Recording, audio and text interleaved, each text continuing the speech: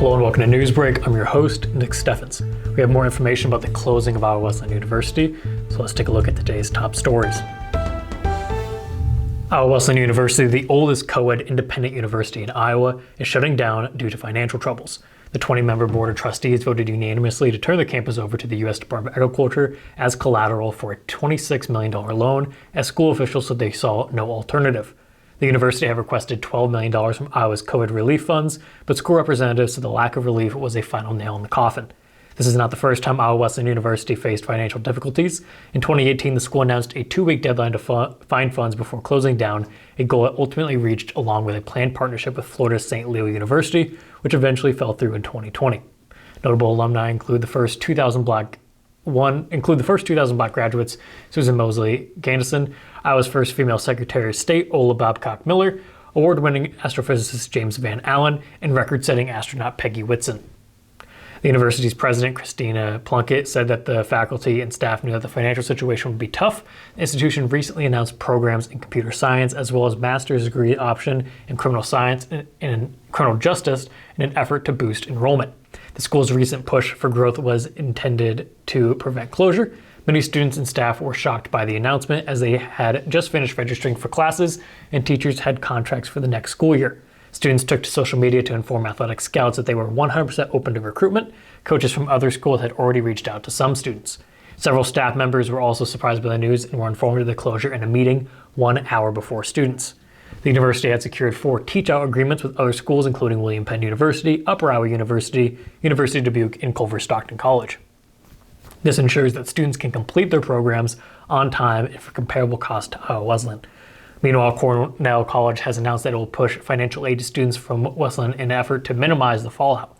The school will honor current financial aid awards from Iowa Wesleyan and offer some undergraduates an additional $1,000 transfer scholarship. The Mount Pleasant Chamber of Commerce is planning to hold a career fair tentatively scheduled for April 10th, aimed mainly at school staff to help them find new jobs. Washington County's revenue increased by 6.9% over the previous year to over $30.382 million, while expenses for county operations increased less than 1% to nearly $24.933 million, according to an audit report by Auditor of the State, Rob Sand. The report attributed the significant increase in revenues to an increase in contributions from the Iowa Department of Transportation for road infrastructure. The audit highlighted 8 areas of improvement, all of which were repeated from the same annual report in 2022. These included a lack of segregation of duties and independent review procedures to ensure accurate reporting. The audit report also called for the implementation of policies and procedures in the county's ambulance service to reconcile billings, collections, delinquent account balances, and ambulance collections to deposits. We're going to take a quick break, and when we come back, we'll take a look at the weather and sports. Since 1905, Kelowna Cooperative Technology Company has helped our community stay connected with the latest advancements in clear, dependable telecommunications services. KCTC provides rural Iowans with access to high-speed fiber internet, as well as phone, television, computer repair, and cybersecurity solutions. We're also proud supporters of local organizations and area schools within the community. KCTC, keeping Kelowna connected. At the Capper Auto Group, we put our customers' needs first and understand that everyone is as different as the vehicle they select. We offer new Ford, Chevrolet, Buick, GMC, Jeep, Chrysler, Dodge, and Ram vehicles in a friendly environment that puts you in the driver's seat. When it comes to service, we maintain factory-trained technicians and competitive pricing. The Capper Auto Group still believes that service after the sale provides the best customer experience. Come see the Capper experience for yourself.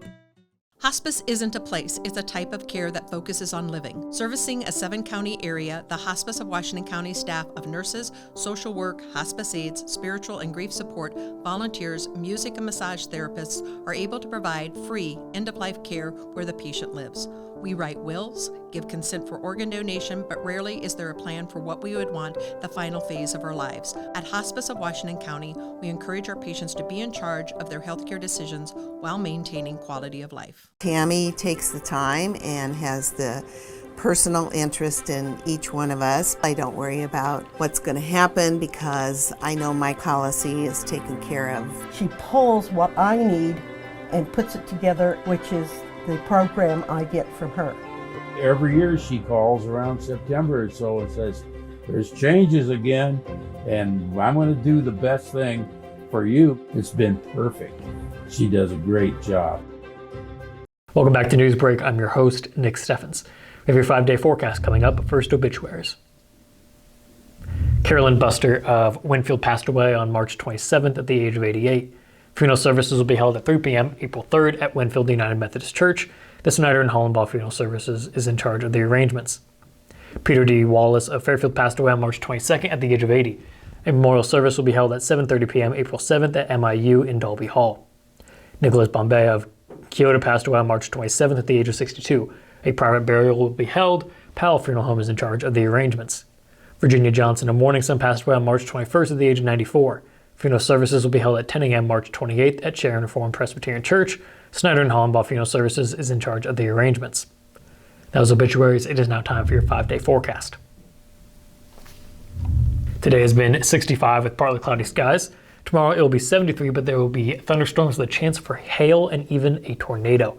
On Saturday, the temperatures will fall to 49 degrees and it'll be windy. Temperatures will rise back up to 67 on Sunday and it will remain windy. And finally, on Monday, there's a chance for rain in the morning and the high will be 63. We're going to take another quick break, and when we come back, we'll take a look at sports. Federation Bank is a locally owned bank providing award-winning customer service. We believe that we are more than just a federation of banks, but a federation of communities, serving Brighton, Richland, Wellman, and Washington, Iowa. Federation Bank's highly skilled staff is here to make sure you are able to accomplish your personal and professional goals, whatever they may be. Federation Bank, your family bank.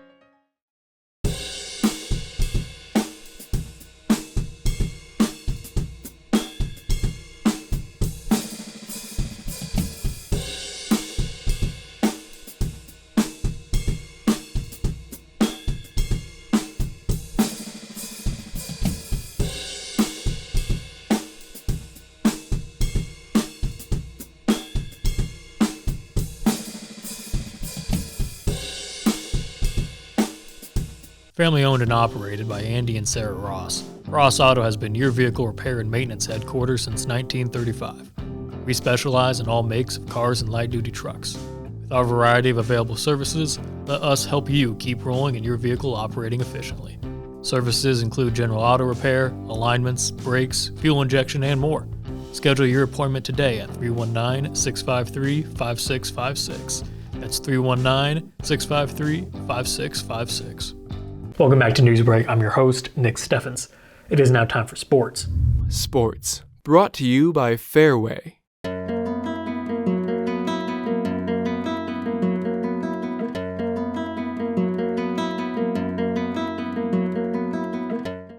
The Union Area Girls Track and Field team scooped up win after win in West Burlington on Tuesday night. Mount Pleasant took home a team championship for a night that saw 12 teams go at it at the Falcon Relays. Mount Pleasant won 5 individual titles and 1 relay championship. Andy Scott led the way with a double win in the sprints. Mount Pleasant's Relena Van Duren won the 400-meter hurdles. Abby Carley took the 800-meter run, and Kinley White won the long jump in 15 feet and 2 inches. Mount Pleasant's 4x team featuring Van Duren, Scott, Bailey Jalis, and Tristan Scholl also won. The Washington girls were right behind Mount Pleasant in the standings, falling to the Panthers by 26 points. The Demons did have more wins on the day. Washington had 9 wins on the day, including 6 in the individual events. Iris Stahl was a double winner, taking the 400-meter dash and the 3,000. The Demons also picked up a win in the 100-meter hurdles as Leighton Messinger won and Lauren Horrock took the 1,500. Washington had 2 wins in the field as Candace Howell took the discus throw and Grace Voss cleared 4 feet 10 inches in the high jump. In relay races, Washington's 4x400 squad of Voss, Taylor, Miksch, Eden Levitsov, and Dahl. The 4x800 quartet of Kendall Hendrickson, Abigail Cleese, Isabel Lujan, and Voss took first, and Distance Medley team of Neva Braun, Levitsov, Cleese, and Horak also won.